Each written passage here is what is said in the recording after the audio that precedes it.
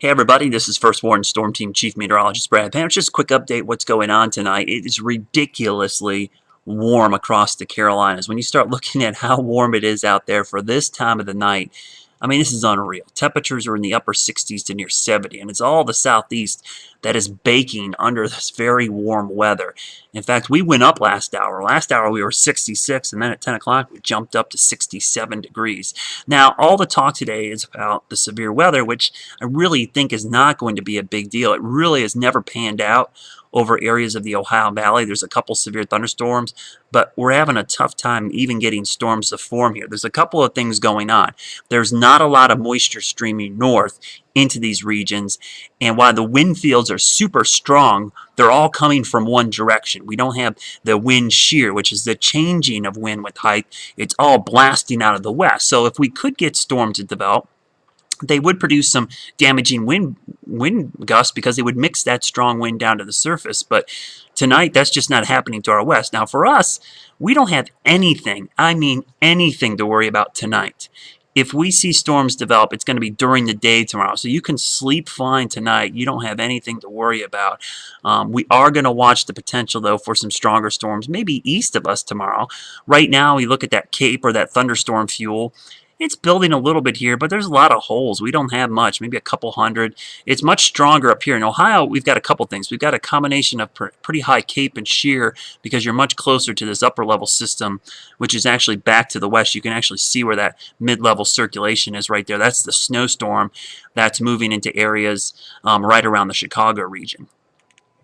So let's take a look at those winds. This is the buff kit. This is a piece of software we use to show soundings. Where that white line is, that's roughly the current time. Here we are almost at 10:30.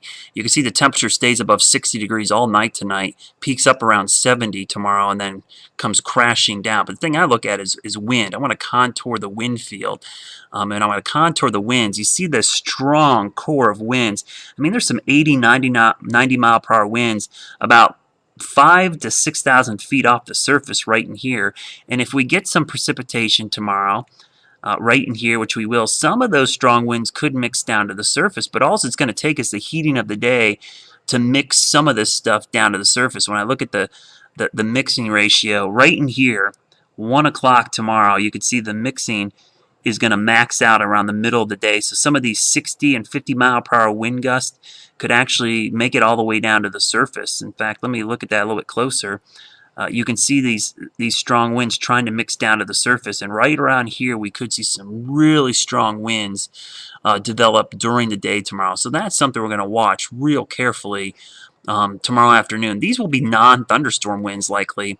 We're talking about just really strong winds with the front. The front right now, if I take a look at where that front is, let's take a look and see if we can find it. We'll turn off the 5. The front's back in here.